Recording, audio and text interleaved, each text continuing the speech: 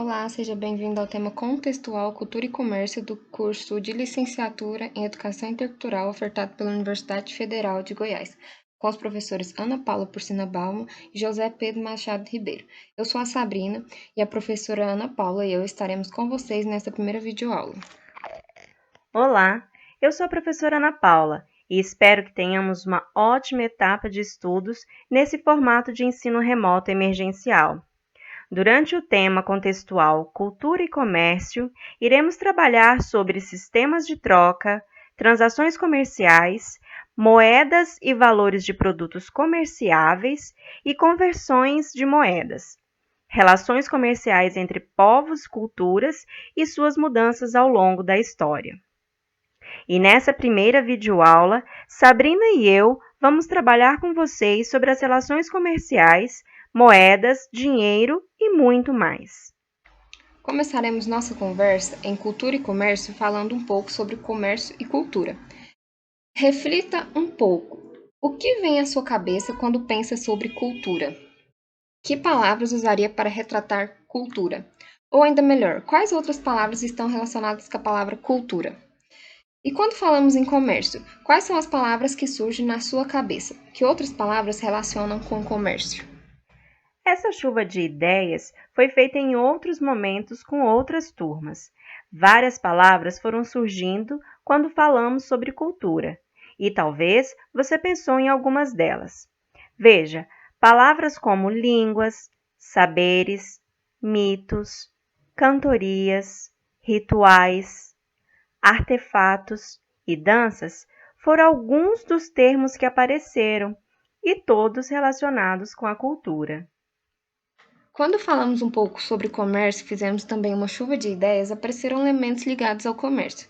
Então, palavras como venda, produtos, compra, permuta, troca, negócios e mercado foram alguns dos elementos que apareceram e todos relacionados com o comércio, com a ação de comercializar algo. O comércio é muito antigo, mas ele era realizado de um modo diferente do que realizamos hoje com o dinheiro. Desde os homens das cavernas existe a comercialização. Naquela época existiam barganhas ou trocas de caças realizadas.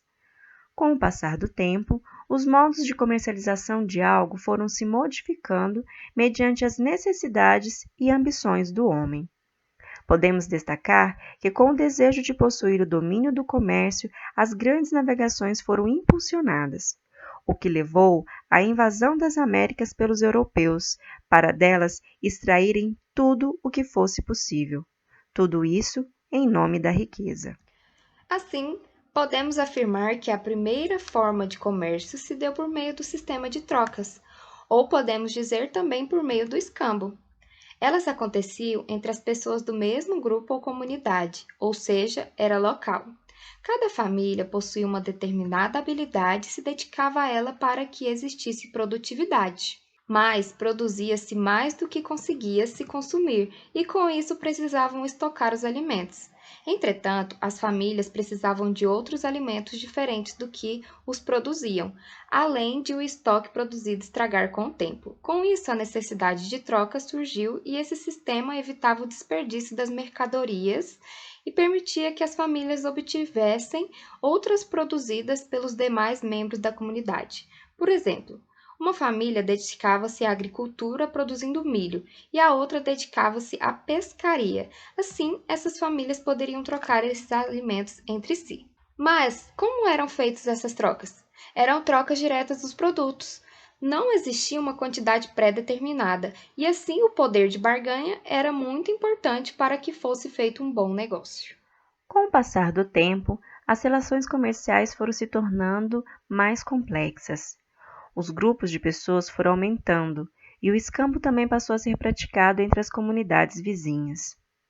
Aumenta-se assim a quantidade de produtos específicos disponíveis para as trocas entre as pessoas, e foi ficando cada vez mais difícil realizar uma troca justa. Sem contar que era preciso que ocorresse um duplo interesse, ou seja, a família que tinha o peixe quisesse trocar pelo milho e a que tinha o milho precisasse do peixe. E sabem como resolveram este problema? Passa-se então a aceitar uma mercadoria nessas trocas, não para ser consumida, mas para ser trocada novamente, e assim surgem as moedas mercadorias.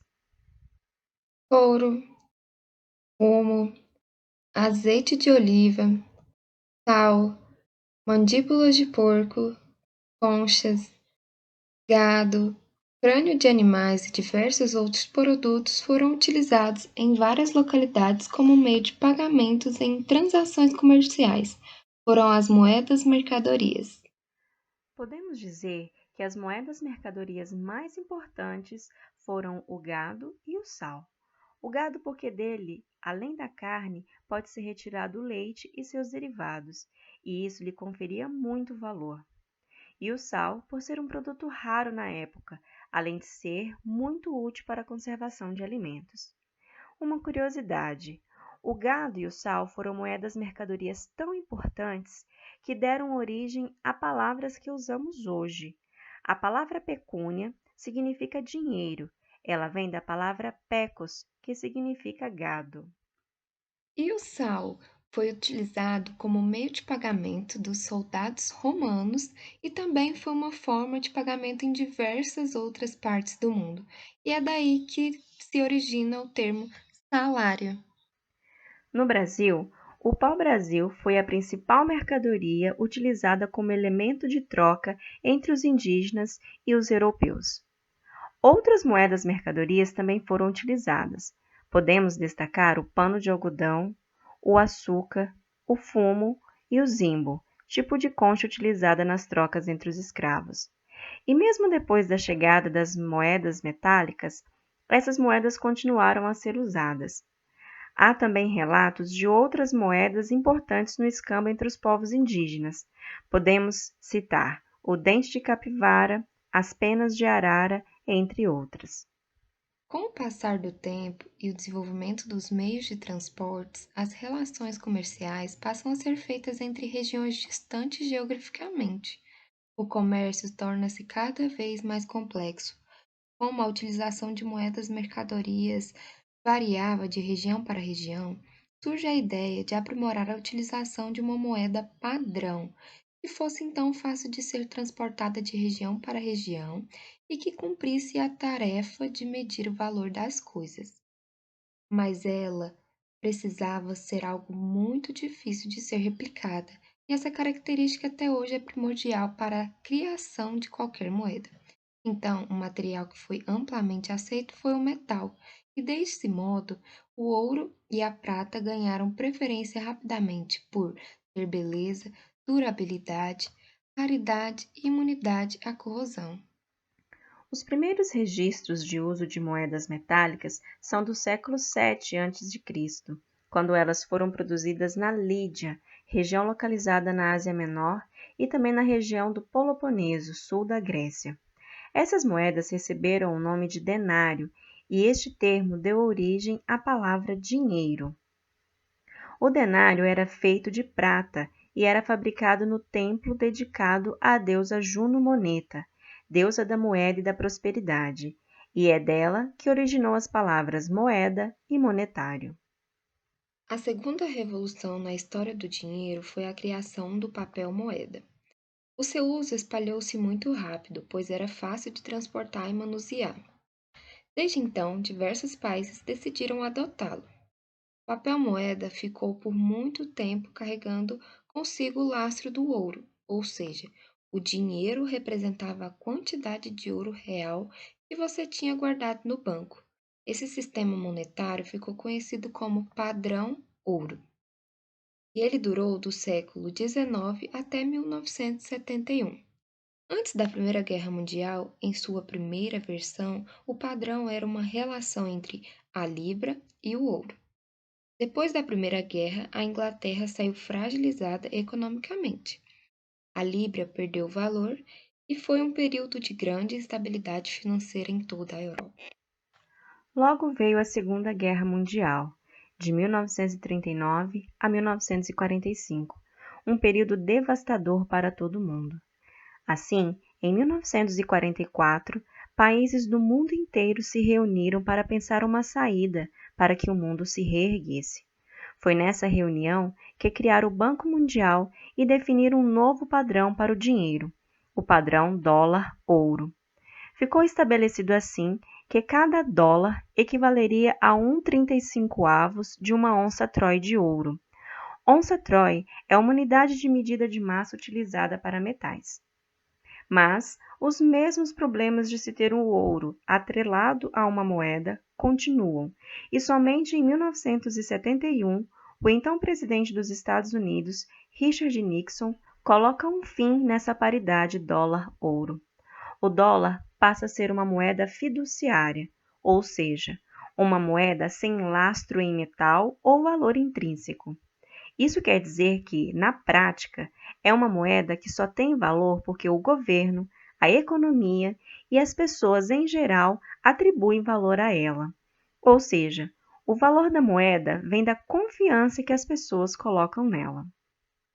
Vamos conhecer um pouco sobre as diferentes moedas pelo mundo? Temos dinar no Sudão, euro na União Europeia, peso na Argentina, real no Brasil, rúpia no Paquistão, dólar nos Estados Unidos e em diversos outros países, bolívar na Venezuela, libra esterlina no Reino Unido, que, como verá mais para frente, é atualmente a moeda mais cara do mundo. Vamos falar um pouco sobre a história do dinheiro aqui no Brasil? O quadro que está vendo mostra as mudanças de nomes e valores das moedas em cada período, desde o ano 1500. Veja, no começo nossa moeda se chamava real e o plural usava-se réis.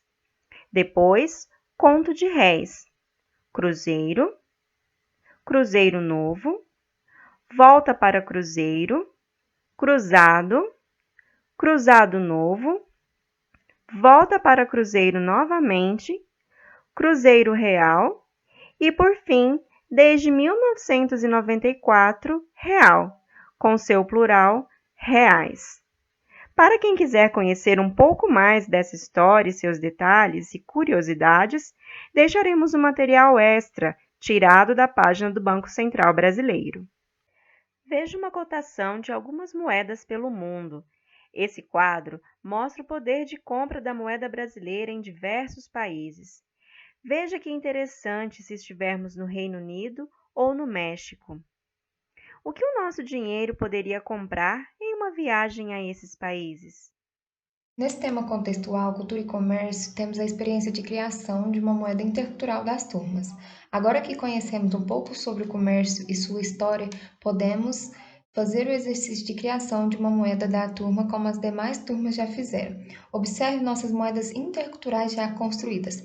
Desde o ano de 2007, cada turma cria o seu dinheiro e fazemos toda essa discussão sobre o comércio. Observe, cada moeda recebia um nome e também o seu referencial monetário. Veja algumas imagens das moedas criadas. Moeda V, com referencial na arara vermelha da turma de 2016. Moeda B, cujo referencial monetário foi o B, ou seja, urucum na língua chavante, da turma de 2015. A moeda COC, lastreada pelo COCAR, da turma de 2014. E, por fim, o I, a moeda da turma de 2018, que teve seu referencial monetário na água, como a turma escolheu dizer, C, água na língua xerente. Para executarmos algumas atividades do tema contextual e entendermos o poder de compra das moedas criadas, vamos trabalhar com este quadro. Ele mostra a cotação das moedas interculturais comparadas com o real.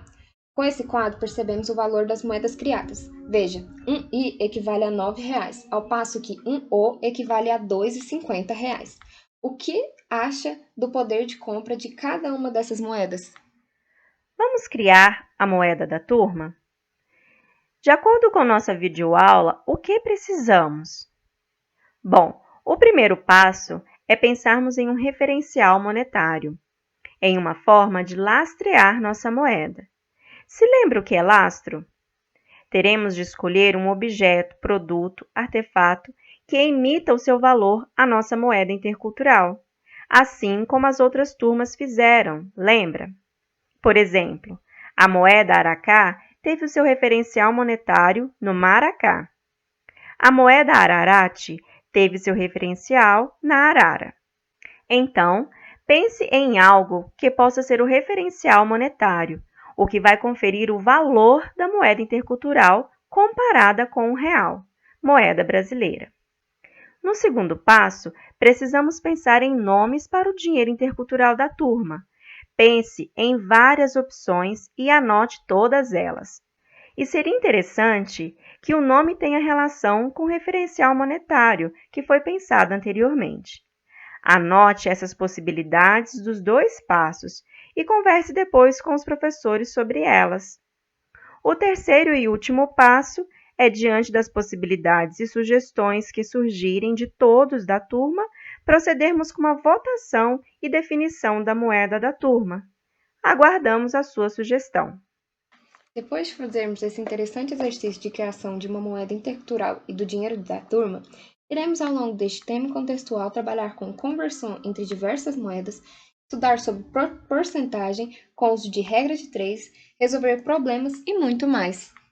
Fique com a gente, será um tema de muito aprendizado.